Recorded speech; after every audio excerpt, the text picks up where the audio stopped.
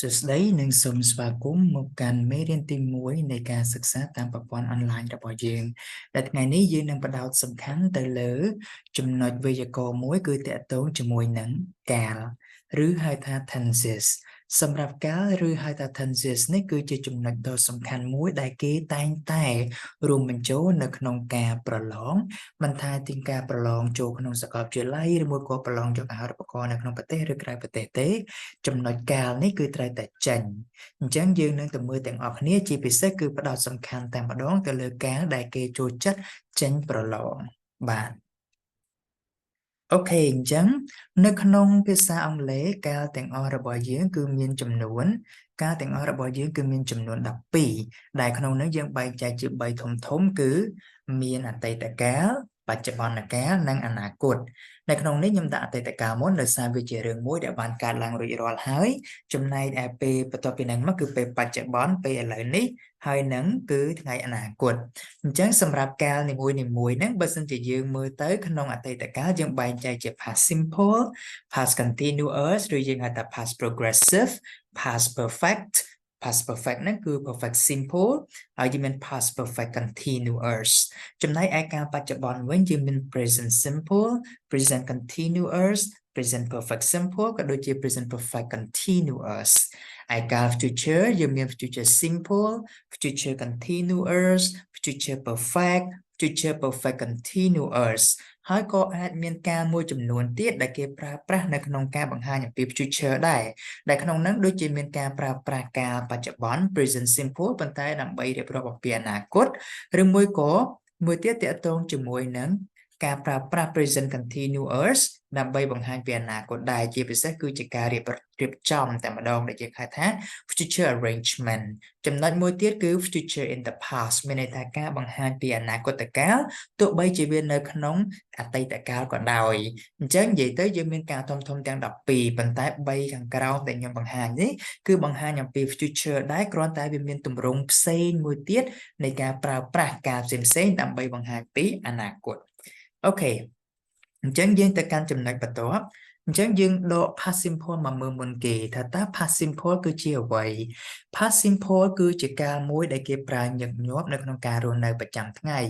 ដើម្បីបង្ហាញពីសកម្មភាពណាមួយដែលបានកើតឡើងរួចរាល់ទៅហើយអញ្ចឹងសម្រាប់ទម្រង់របស់យើងគឺងាយយើងត្រូវមាន subject ហើយយើងត្រូវមានកិរិយាសព្ទដែលកិរិយាសព្ទរបស់យើងត្រូវផ្លាស់ប្ដូរទៅជាទម្រង់ទៅជាខ្ទង់ទី2មានន័យថាទម្រង់អតីតកាលអញ្ចឹងនៅកន្លែងនេះអ្នកប្រើប្រាស់ភាសាអង់គ្លេសគួរតែដឹងថាតើ regular ហើយនិង irregular verb បែបណានៅពេលដែលយើងបដូរទៅជាទម្រង់ទី2ឧទាហរណ៍ថាពពួក regular verb យើងមាន start and then យើងដូរទៅជាអតីតកាលយើងថែម ed started អីអញ្ចឹងទៅប៉ុន្តែមាន irregular verb ចំនួនដូចជា run then យើងដូរទៅជា ran លក្ខណៈអញ្ចឹងកន្លែងនេះគឺជាចំណុចដែលយើងគួរតែផ្ដោតការយកចិត្តទុកដាក់ទៅលើមួយទៀតយើងនឹងជជែកគ្នាថាតើ past simple នេះត្រូវបានគេប្រើពេលណាជាទូទៅការ past simple ត្រូវបានគេប្រើដើម្បីបង្ហាញអំពីសកម្មភាពមួយដែលកើតឡើងនៅក្នុងអតីតកាលហើយបានបញ្ចប់រួចជាស្រេចនៅអតីតកាលមិនមានជាប់តាក់ទងជាមួយនឹងពេលបច្ចុប្បន្ននេះទេអញ្ចឹងរឿងនឹងកើតឡើងហើយគឺចប់ហើយឧទាហរណ៍ខ្ញុំនិយាយថាព្រឹកមិញខ្ញុំបានញ៉ាំ burger ចឹងអត់មានតកតងមកពេលបច្ចុប្បន្នទេ burger ញ៉ាំអស់តាំងពីព្រឹកមិញហ្នឹងខ្ញុំអាចនិយាយថា this morning I ate a hamburger ចប់ពីព្រោះចប់ហើយអត់មានតកតងមកពេលបច្ចុប្បន្នផងចឹងកន្លែងហ្នឹងគេអាចប្រើ past simple បានមួយវិញទៀតនៅក្នុងការប្រើប្រាស់ past simple គឺយើងត្រូវប្រើជាមួយសកម្មភាពដែលកើតឡើងនៅក្នុងអតីតកាលហើយមានពេលវេលាច្បាស់លាស់ចឹងពេលវេលាច្បាស់លាស់របស់យើងគឺពេលណាមួយដែលកើតឡើងអតីតកាលទៅថា2ម៉ោងមុនម្សិលមិញព្រឹកមិញអញ្ចឹងទាំងអស់នេះគឺត្រូវតែមាន specific time បើកាលណាយើងអត់មាន specific time ទេគេប្រើកាលមួយទៀតដែលខ្ញុំនឹងប្រាប់នៅពេលបន្តិចទៀតអូខេអញ្ចឹងនៅពេលដែលប្រឡងដើម្បីងាយស្រួលជាងដឹងថាតើកាលហ្នឹងទៅប្រើ past tense ឬមួយក៏អត់ past simple ឬមួយក៏អត់យើងអាចពឹងទៅលើពពួកតម្រុយមួយចំនួន clue មួយចំនួនដែលជា time expression ដែលមានដូចជាពាក្យថា last ថា last week last month last year ឬមួយក៏ពាក្យថា ago 2 hours ago ឬមួយក៏ this morning past week អីអញ្ចឹងទៅ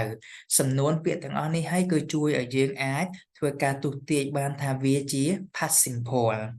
អញ្ចឹងការប្រើប្រាស់ past simple បន្តពីនឹងទៀតគឺយើងបង្ហាញអំពីសកម្មភាពដែលកើតឡើងនៅក្នុងអតីតកាលប៉ុន្តែវាកើតជាលក្ខណៈសេរីមានន័យថាសកម្មភាពទី1កើតទី2កើតទី3កើតទី4កើតអញ្ចឹងវាកើតបន្តគ្នាបែបហ្នឹង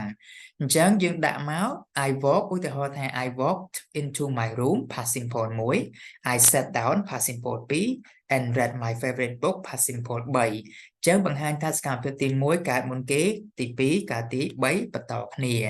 នឹងហើយគឺជាការប្រើប្រាស់ past simple ការសរសេរបែបនេះភាគច្រើនគឺយើងប្រើនៅក្នុងការសរសេរអំពីសាច់រឿងដូចជារឿងប្រឡោមលោកឬនិយាយអំពីសកម្មភាពជាអត្ថបទណាមួយដែលនិយាយអំពីសកម្មភាពដែលកើតឡើងពីអតីតកាលហើយអូខេនេះគឺជាចំណុចត្រួសត្រាសទាក់ទងជាមួយនឹង past simple ជាពិសេសតែផ្ដោតទៅលើសំនួនពាក្យដែលអាចឲ្យយើងទស្សន៍ទាយបានគឺមានដូចជាពាក្យថា last ago this morning អីចឹងដើម្បីជួយយើងនៅពេលប្រឡងចំណុចទី2គឺតាក់ទងជាមួយនឹង past continuous ឬយើងហៅថា past progressive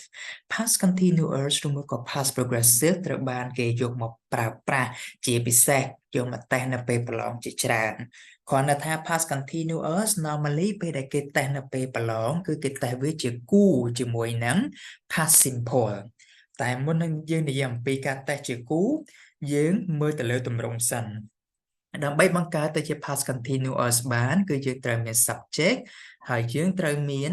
was ឬមួយក៏ were បូកជាមួយនឹងកិរិយាសព្ទ ing កាលណាយើងមាន to be បូក ing បានយើងហៅថា continuous បាន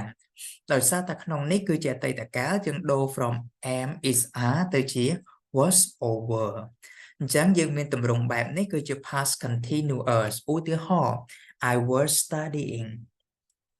អូខេអញ្ចឹងតើ past continuous ត្រូវបានគេប្រើនៅពេលណា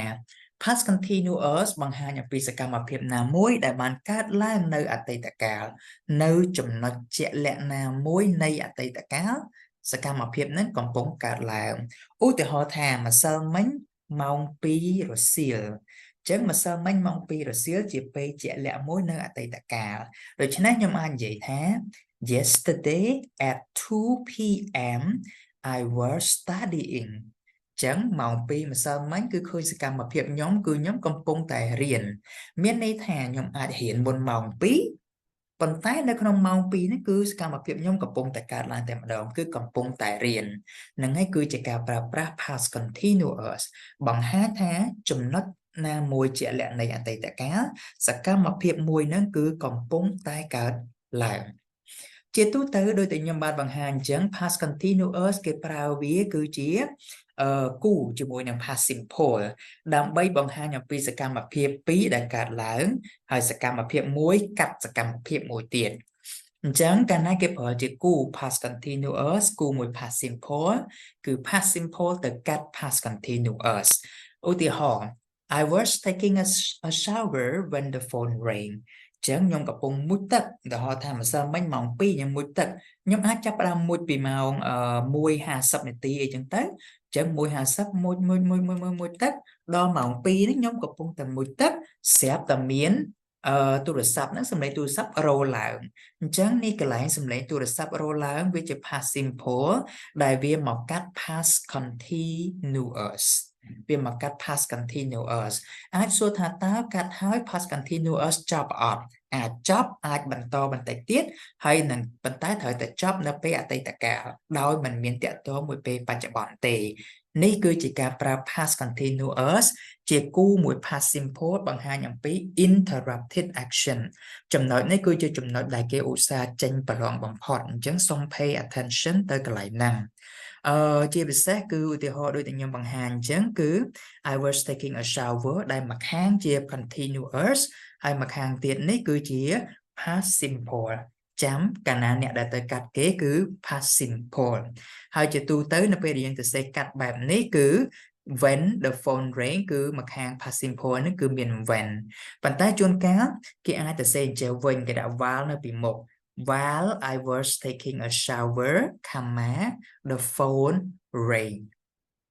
chẳng có bàn đài cái ai ta sẽ tùm rộng bài năng bàn còn là thảo vá cái đã nơi chuộc cho mỗi năng kháng continuous when cái đã nơi chuộc cho mỗi năng kháng past simple bàn tay miên tầm mỗi tệ không cho nào năng ok តើតងជាមួយនឹង past បន្ទាប់ពី past continuous ជាមាន past perfect past perfect ក៏ជា item មួយដែលគេឧស្សាហ៍ចេញប្រឡងដែរទម្រង់នៃការសរសេរ past perfect គឺយើងត្រូវមាន subject ហើយយើងត្រូវមាន had បូកជាមួយនឹង verb 3បើយើងនិយាយពី present perfect យើងមាន have ប៉ុន្តែដល់ពេល past perfect យើងលើកមកទៅជា had បូកមួយនឹង verb ខ្ទង់ទី3ដែលយើងហៅថា past participle ឧទាហរណ៍ I had finished my homework ខ្ញុំបានបញ្ចប់ homework របស់ខ្ញុំហើយចឹងសំណួរសួរថាតើគេប្រើ past perfect ដើម្បីធ្វើអីបើវារៀបរាប់ពីអតីតកាលដែរហ្នឹងចឹង past perfect បង្ហាញអំពីសកម្មភាពមួយដែលកើតឡើងនៅក្នុងអតីតកាលប៉ុន្តែវាកើតមុនសកម្មភាពមួយទៀតអញ្ចឹងគេមានការប្រៀបធៀបរវាងសកម្មភាពពីរនៅក្នុងអតីតកាលហើយមួយណាកើតមុនមួយនឹងជា past perfect ឧទាហរណ៍ថាខ្ញុំដាក់នៅក្នុងនេះឧទាហរណ៍ I opened the door I went into my room and I slept នេះគឺអ្វីដែលយើងនិយាយមួយគ្នាមុនហ្នឹង past simple មកជាសេរីមួយណាដាក់មុនកើតមុន I opened the door មកមុន open the door ចូលក្នុងបន្ទប់ហើយគេងអញ្ចឹងដល់ទៅពេលយើងដាក់ I went into my room and slept ខ្ញុំចូលទៅគេងនេះឧទាហរណ៍ទី2បើយើងទៅសេជា past simple ណាយើងដាក់ថា I went into my room and slept ខ្ញុំចូលទៅបន្ទប់ខ្ញុំហើយគេងប៉ុន្តែយើងនិយាយថាអូខ្ញុំត្រូវនិយាយប្រាប់គេរឿងបើកទ្វារទៀតអញ្ចឹងយើងទៅសេបើយើងហ៊ានទៅដាក់ថា I open the door មានន័យថាវាកើតឡើងក្រោយយើងគេងវិញអញ្ចឹងដើម្បីកុំឲ្យមានបញ្ហាគេផ្លាស់ប្ដូរ tense ហ្នឹងឲ្យទៅជា past perfect មកដើម្បីបង្ហាញថា past perfect នេះ open the door នេះគឺវាកើតមុន I went into my room ឬមួយក៏ទាំងអស់គ្នាចង់ទៅសេឲ្យច្បាស់ក៏បានដែរដោយបន្ថែម I had opened the door ខ្ញុំបានបើកហើយគឺនឹងវាកើតមុនហើយបើកទ្វារហើយ then ខ្ញុំទៅក្នុងបន្ទប់ហើយខ្ញុំ slept អញ្ចឹង past perfect simple បង្ហាញអំពីសកម្មភាពមួយកើតឡើងនៅអតីតកាលមុនសកម្មភាពមួយទៀតអញ្ចឹងជាទូទៅនៅពេលប្រឡងយើងនឹង notice ថានៅក្នុងប្រយោគហ្នឹងគឺគេឲ្យមកសកម្មភាព2ហើយគេប្រៀបធៀបថាមួយណាកើតមុនហើយនឹងកើតក្រោយ past perfect continuous ក៏ប្រើប្រាស់ដើម្បីបង្ហាញអំពីសកម្មភាពមួយកើតមុនសកម្មភាពមួយទៀតដែរប៉ុន្តែយើងច្រើនតែចាប់អារម្មណ៍ទៅលើសកម្មភាពនេះដែលកើតឡើងហើយវាមានរយៈពេលមួយនៃការកើតឡើងហ្នឹងអញ្ចឹងវាមិនមែនកើតភ្លាមចប់ភ្លាមទេវាកើតហើយវាមានរយៈពេលមួយនៅខាងក្នុងហ្នឹងអូខេអញ្ចឹងទម្រង់គឺ subject បូកជាមួយនឹង had បូកជាមួយនឹង been បូកជាមួយនឹង verb ing Okay, I had been studying for 2 hours អីចឹងទៅអញ្ចឹងបង្ហាញអំពីសកម្មភាពណាមួយកើតមុនសកម្មភាពមួយទៀតឧទាហរណ៍ថា They had been talking for 2 hours before I arrived ប្រៀបធៀបសកម្មភាព2សកម្មភាពនិយាយហើយសកម្មភាពមកដល់ប៉ុន្តែយើងចង់បង្ហាញថាគាត់បាននិយាយ2ម៉ោងហើយអញ្ចឹងប្រហែលជាឥឡូវយើងថាយើងទៅដល់ម៉ោង6អញ្ចឹងម៉ោង4គាត់ចាប់ពីម៉ោង4មកគាត់និយាយទៅដល់ថាម៉ោង6ឬមុនម៉ោង6បន្តិចគឺពួកគាត់កំពុងតែនៅនិយាយជាមួយគ្នាហ្នឹងអញ្ចឹងយើង interested in a duration រយៈពេលពីម៉ោង4ដល់ម៉ោង6ហ្នឹងថាពួកគាត់ហ្នឹងគឺបានកំពុងតែនិយាយគ្នាមុនពេលដែលយើងទៅដល់ម៉ោង6គឺthat time ហ្នឹង that's why យើងប្រើប្រាស់ past perfect continuousអូខេអញ្ចឹងយើងនិយាយគ្នាចប់ហើយតកតងជាមួយនឹង past tenses ឥឡូវយើងមកកាន់កាលបច្ចុប្បន្នតែម្ដង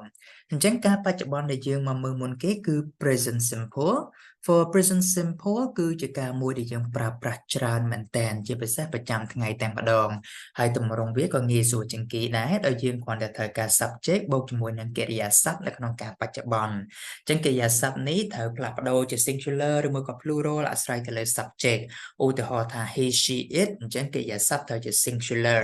វាត្រូវមាន s ឬមួយក៏មាន es ឬមួយក៏ ies អីអញ្ចឹងទៅអញ្ចឹងសូម pay attention នៅកន្លែងហ្នឹងដែរ ta bên này dương phở present simple cả này dương dòng pi tùm lốp đây dương cắt langประจำ ថ្ងៃ habit or dương hạt ta routine dương ai phở bànឧទាហរណ៍ថាពេលព្រឹកយើងក្រោកម៉ោង6យើងអាចនិយាយថា I get up at 6 a.m. every morning អីចឹងទៅយើងអាចប្រើសំដៅប្រើ present simple ដើម្បីបង្ហាញអំពីរឿងពិតដែលកើតឡើងឧទាហរណ៍ថាព្រះអាទិត្យរះនៅទិសខាងកើត the sun rises អីចឹងទៅអញ្ចឹងគឺយើងប្រើប្រាស់កន្លែងហ្នឹងឬមួយក៏យើងនិយាយថាទឹកវាពុះនៅ100 អង្សាតែយើងនិយាយថា the water boils at 100 degree ចឹងទៅណាអញ្ចឹងវាជារឿងពិតដល់ទៅពេលទី3យើងបង្ហាញអំពី action in the present time សកម្មភាពដែលកើតឡើងនៅពេលបច្ចុប្បន្ន example ខ្ញុំជាសិស្ស I am a student បច្ចុប្បន្នខ្ញុំជាសិស្សឬមួយក៏យើងប្រើប្រាស់វាទី4ជាមួយនឹង adverb of frequencies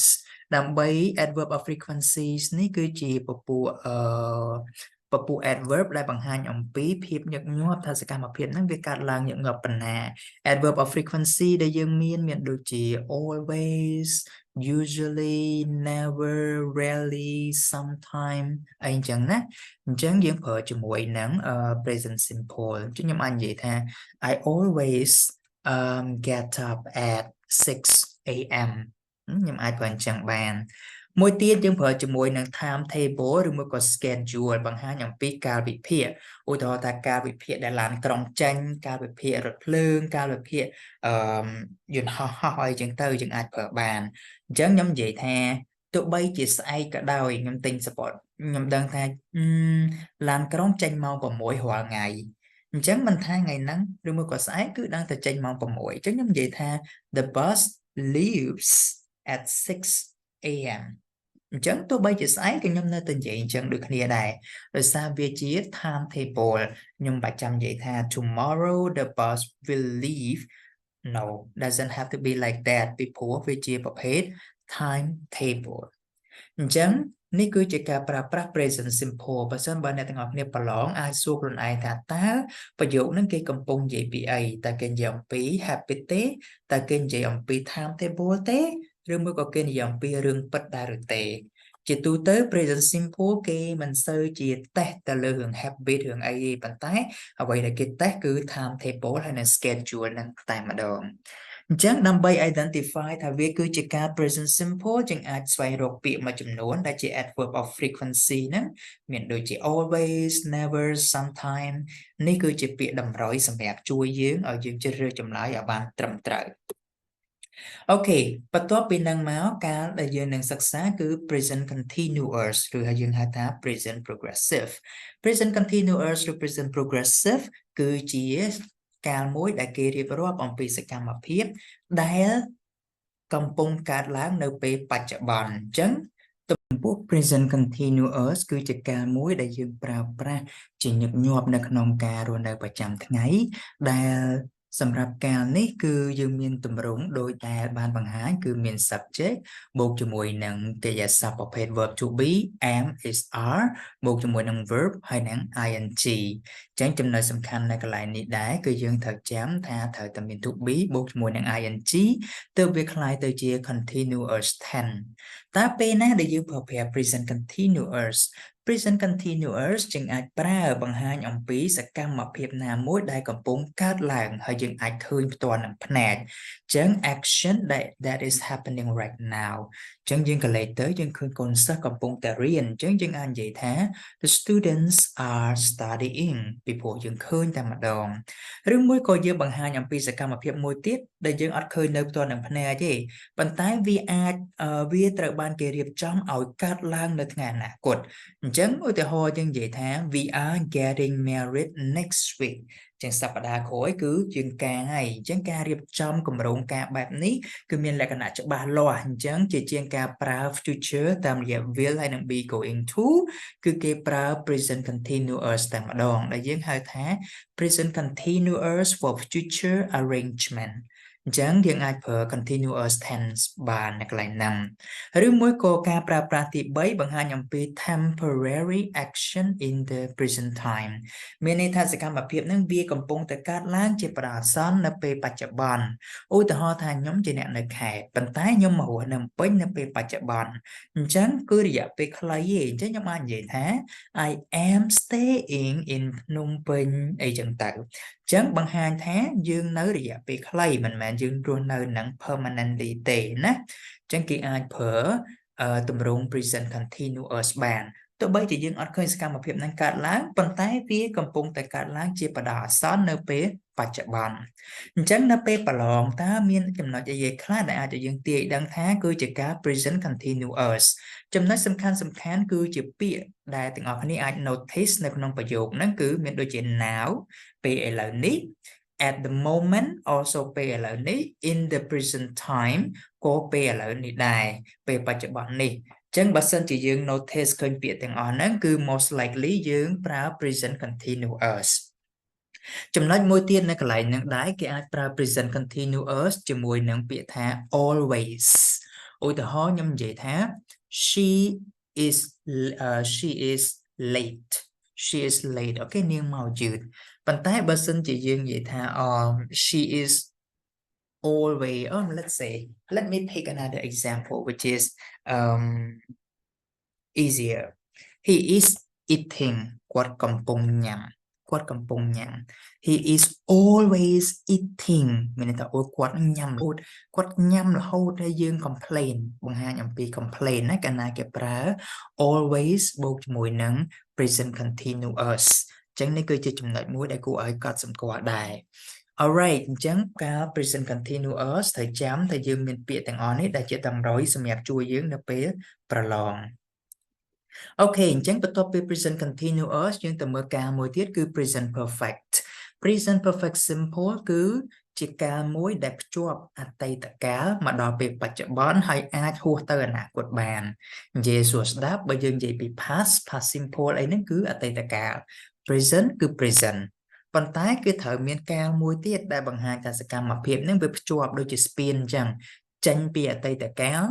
កើតពីអតីតកាលតមកដល់ពេលបច្ចុប្បន្នហើយប្រហែលជាអាចហួសទៅអនាគតទៀតអញ្ចឹងកាលហ្នឹងហើយគឺជាកាល present perfect អញ្ចឹង present perfect គេមានពីរ perfect simple ហើយនិង perfect continuous អូខេអញ្ចឹងទម្រង់របស់ present perfect simple ងាយគឺយើងមាន subject មាន have ឬមួយក៏ has អាស្រ័យទៅលើ subject singular ឬមួយក៏ plural ហើយនឹងបូកជាមួយកិរិយាសព្ទខ្ទង់ទី3ដែលយើងហៅថា past participle តើយើងប្រើ present perfect simple ដើម្បីបង្ហាញពីអីខ្លះទី1គឺដើម្បីនិយាយអំពីបទពិសោធន៍របស់យើងមានន័យថាវាកើតឡើងរួចរាល់ហើយឬក៏និយាយអំពីសកម្មភាពដែលកើតឡើងដដែលច្រើនដងអូខេអញ្ចឹងឧទាហរណ៍ខ្ញុំនិយាយថា Dara has been to Angkor Wat តារាគាត់ធ្លាប់ទៅអញ្ចឹងអាហ្នឹងជា experience របស់គាត់ហើយមួយវិញទៀតបើសិនជាគាត់ទៅបានច្រើនដងខ្ញុំអាចនិយាយថា Dara has been to Angkor Wat for several times អញ្ចឹង action ហ្នឹងវាកើតឡើងនៅអតីតកាលប៉ុន្តែវាបង្ហាញពីបទពិសោធន៍ឬមកក៏វាតាក់ទងមកដល់ពេលបច្ចុប្បន្នមានន័យថាមកទល់ពេលឥឡូវនេះគឺគាត់ទៅបាន3 4 5ដងហើយអញ្ចឹងអនាគតក៏ប្រហែលជាគាត់អាចនឹងទៅបានទៀតហ្នឹងគឺជាការប្រើប្រាស់ present perfect simple ទី1ទី2តាក់ទងជាមួយនឹងតាក់ទងជាមួយនឹងសកម្មភាពដែលកើតឡើងនៅក្នុងអតីតកាលប៉ុន្តែមិនទាន់ចប់ទេអញ្ចឹងឧទាហរណ៍ថា5ឆ្នាំមុនខ្ញុំចាប់ផ្ដើមរៀនអង់គ្លេសមកដល់ឥឡូវក៏ខ្ញុំអត់ទាន់រៀនចប់ដែរខ្ញុំនៅរៀនតទៀតអញ្ចឹងសកម្មភាពនេះភ្ជាប់ពីអតីតកាលមកដល់ពេលបច្ចុប្បន្នខ្ញុំអាចនិយាយថា I have studied English for 5 years meaning that 5ឆ្នាំមុនខ្ញុំចាប់ផ្ដើមឥឡូវនេះក៏នៅតែបន្តអញ្ចឹងជាស្ពានមួយភ្ជាប់ពី5ឆ្នាំមុនមកដល់ពេលឥឡូវខ្ញុំអាចប្រើទម្រង់ present perfect simple បានជាពិសេសក៏វាឆ្លើយនៅសំណួរថា how many តាំងពីអតីតកាលមកដល់ឥឡូវនេះអញ្ចឹងខ្ញុំអាចនិយាយថា how many years have you studied English ចំណុចមួយទៀតនៃការប្រើប្រាស់ present perfect simple គឺយើងនិយាយអំពីសកម្មភាពមួយដែលកើតឡើងនៅអតីតកាលដោយមិនមានពេលវេលាច្បាស់លាស់ទេ chẳng bao cả na dương miền Tây về lìa cho bà lót đôi pi màu môn năm môn khai môn dương ai bảo past simple bàn tay bà dương ở đang Tây về lìa cho bà lót dương switch từ prao present perfect ưu từ ho thà nhom bắt cả bộ lối mà mạo môn nhom vậy tha I lost my wallet an hour ago nhom đang Tây về lìa cho bà lót bàn tay bà sơn nhom mặt đang thả bắt pe này còn thả lại bắt nhom thở từ switch màu prao present perfect I have lost my wallet bắt đây bằng đẳng bắt pena tê chẳng ní cứ chơi chùm nói đá cô ấy bắt đầu từ lừa đài chẳng ta còn lưu cả lại nè khá nó bê bà lóng đã chui ở dưỡng đang tham vi chỉ cáo present perfect từng ở này ai mơ từ lừa biệt tha already mình tao rồi rồi hỏi jet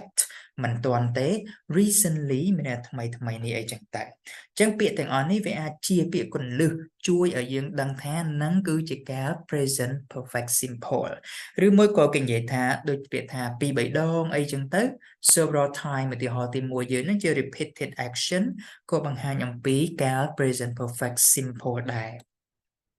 សម្រាប់ការបន្ទាប់គឺ present perfect continuous present perfect continuous ទម្រង់គឺយើងត្រូវការមាន subject have or has plus been plus verb ing មូលហេតុដែល been នេះ been បូក verb ing នេះគឺជាការ continue គឺជាទម្រង់ continuous ដែលយើងត្រូវផ្លាស់ប្ដូរទៅជាខ្ទង់ទី3អញ្ចឹងយើងដូរទៅជា been បូកជាមួយនឹង verb ing ពេលណាយើងប្រើ present perfect continuous basically យើងប្រើ present perfect continuous ស្តីមួយ perfect simple ដែរមានន័យថាយើងនិយាយថាសកម្មភាពមួយវាកើតឡើងពីអតីតកាលបន្តរហូតមកដល់ពេលបច្ចុប្បន្នមិនទាន់ចប់ទេហើយអាចនឹងតទៅអនាគតបន្ថែមទៀត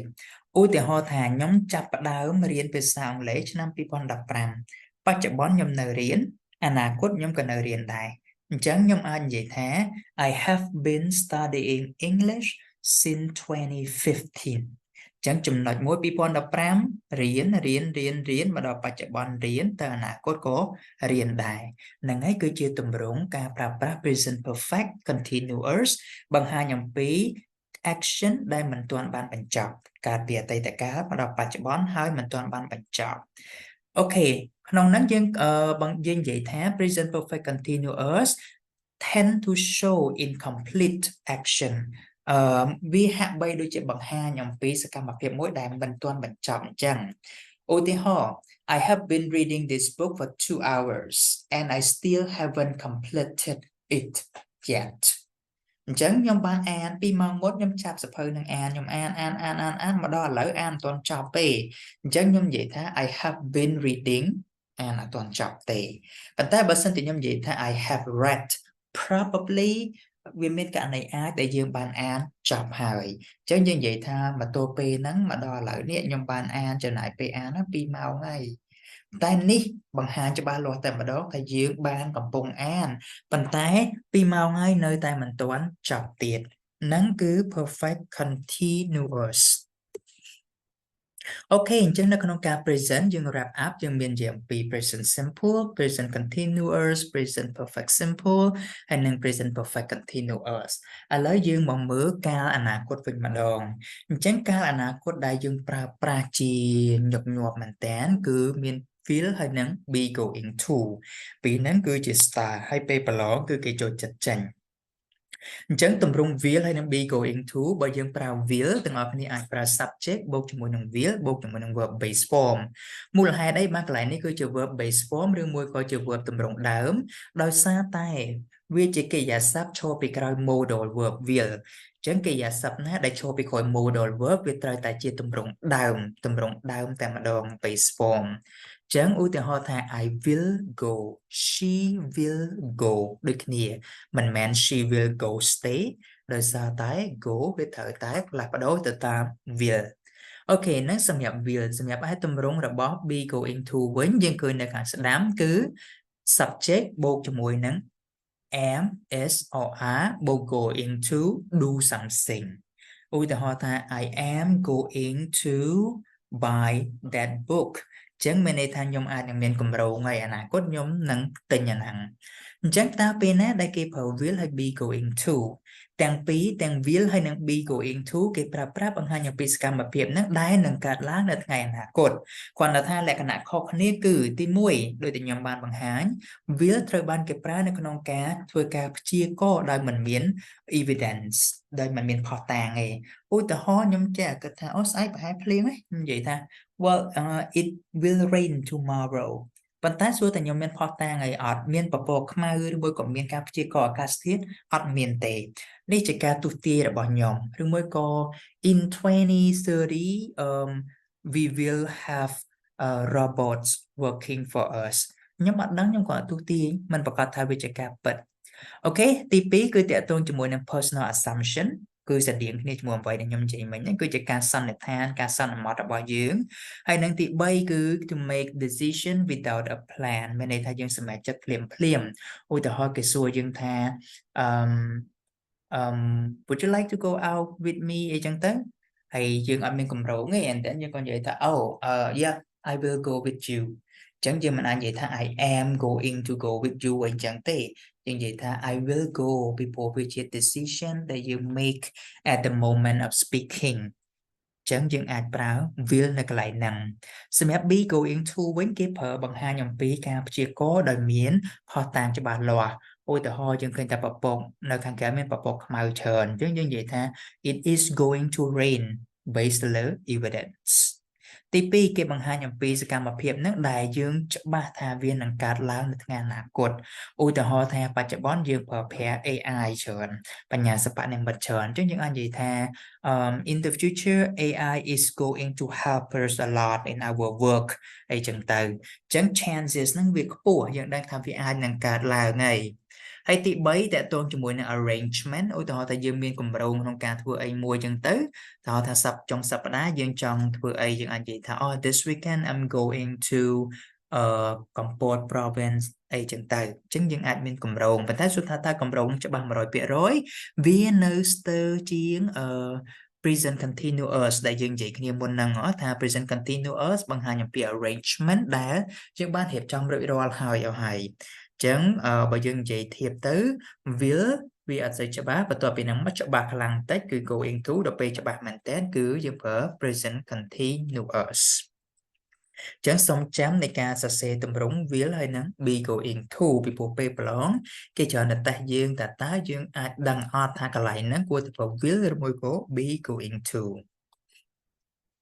ទម្រង់មួយទៀតដែលគេចូលចិត្តចេញប្រឡងដែរគឺតាក់ទងជាមួយនឹង future continuous មានន័យថាអតីតកាលកំពុងអស់សំទុកអនាគតកាលកំពុងបន្តអញ្ចឹងអនាគតកាលកំពុងបន្តមិនកាលណាគេនិយាយអំពីអនាគតគឺយើងត្រូវតែមាន will ឬមួយក៏ be going to អញ្ចឹងទម្រង់ will ឬមួយក៏ be going to ហើយ continuous យើងតែងតែមាន be បូកជាមួយនឹង verb ing អញ្ចឹងនៅពេលដែលយើងផ្គុំចូលគ្នាវាចេញតែជា subject will be doing something I will be swimming they will be traveling ឬមួយក៏ be going to they are going to be traveling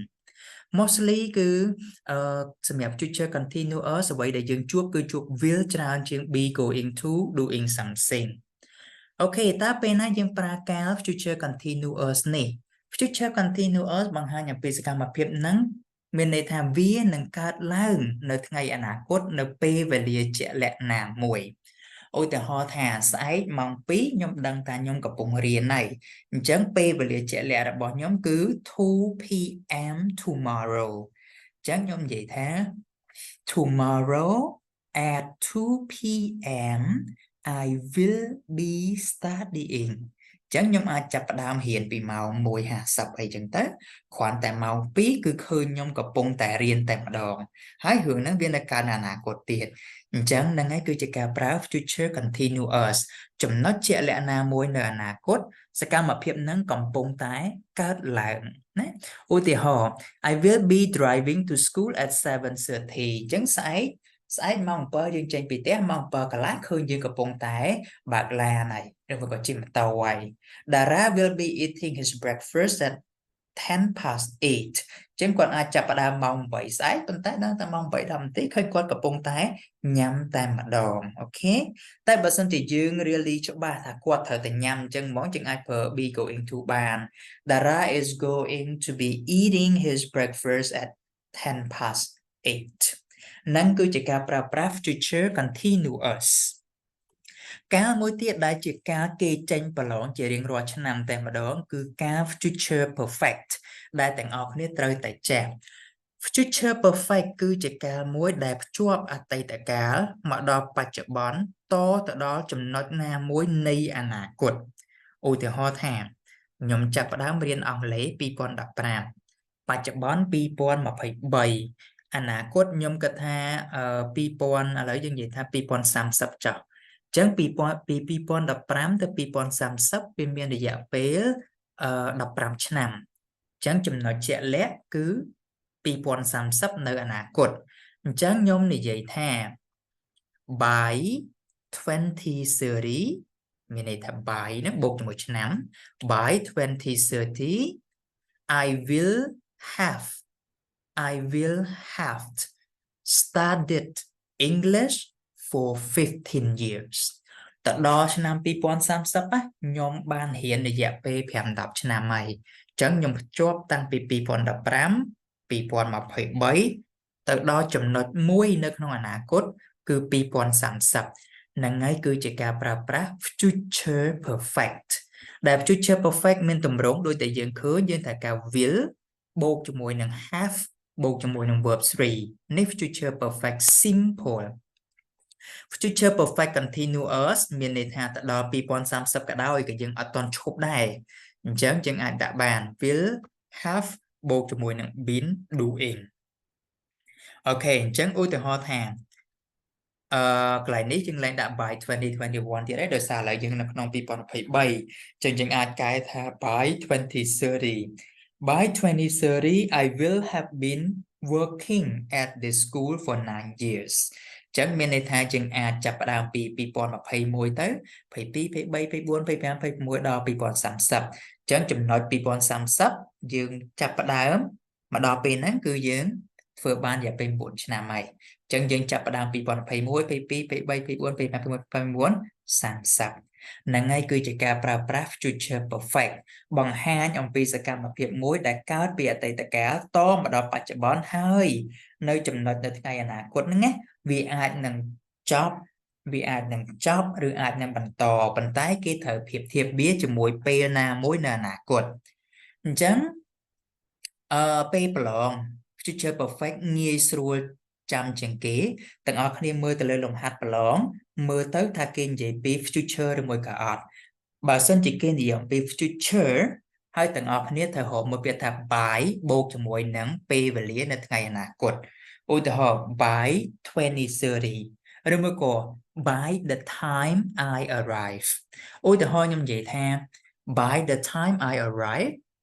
នៅពេលដែលខ្ញុំទៅដល់ឥឡូវខ្ញុំអត់ទាន់ទៅដល់ទេខ្ញុំទៅនេះឡើយទេ by the time I arrive my friends will have already finished their dinner ពេលដែលខ្ញុំទៅដល់មិត្តខ្ញុំគឺញ៉ាំហើយអញ្ចឹងគាត់ញ៉ាំរហូតទៅដល់ពេលដែលខ្ញុំទៅដល់នៅអនាគតអញ្ចឹងពេលប្រឡង notice កន្លែងហ្នឹងនៅពេលណាដែលយើងដឹងថាហ្នឹងគឺទៅប្រើការ future ហើយយើងសួរខ្លួនឯងទៀតថាតើក្នុងហ្នឹងគេមានឲ្យតម្រុយ by បូកជាមួយនឹងឆ្នាំនៅអនាគតឬមួយក៏ by បូកជាមួយនឹងពេលវេលាអនាគតអត់ឧទាហរណ៍ថា by the time I arrive simple កន្លែងហ្នឹងគឺអនាគតហើយអញ្ចឹងនេះគឺជាចំណុចគន្លឹះដែលអាចជួយឲ្យអ្នកទាំងអស់គ្នារកចម្លើយបានហើយ future perfect នេះគឺជាការដែលគេតែងតែចេញជារៀងរាល់ឆ្នាំបើសិនបើអ្នកទាំងអស់គ្នាអត់ច្បាស់ទេអាចធ្វើការសាកសួរខ្ញុំបានបន្ថែមទៀតអូខេអញ្ចឹងចុងក្រោយបំផុតគឺជាការបន្ថែមទេទម្រង់បន្ថែមដែលហៅថា future in the past អតីតកាលអនាគតនៅក្នុងអតីតកាលអញ្ចឹងអនាគតនៅក្នុងអតីតកាលបែបណានេះគឺយើងប្រើដើម្បីប្រៀបធៀបសកម្មភាពមួយតាមពិតយើងនិយាយពីអតីតកាលទាំងអស់ឯងគ្រាន់តែថាអតីតកាលហ្នឹងវាអាចមានពីរសកម្មភាពអីចឹងទៅតែសកម្មភាពមួយវាត្រូវកើតក្រោយឧទាហរណ៍ខ្ញុំនិយាយថាម្សិលមិញម៉ោង2ខ្ញុំបានជួបជាមួយនឹង តារាអញ្ចឹងម៉ោង 2 ម្សិលមិញខ្ញុំបានជួបតារាហើយពេលហ្នឹងខ្ញុំប្រាប់តារាថា at 3 p.m. I would go out ឬ I was going to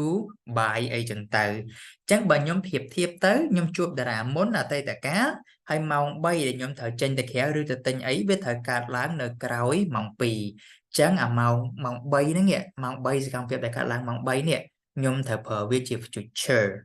ប៉ុន្តែវាកើតឡើងនៅអតីតកាលទេអញ្ចឹងខ្ញុំអត់ប្រើ will ទេខ្ញុំប្រើ would វិញអូខេអញ្ចឹងខ្ញុំនិយាយថា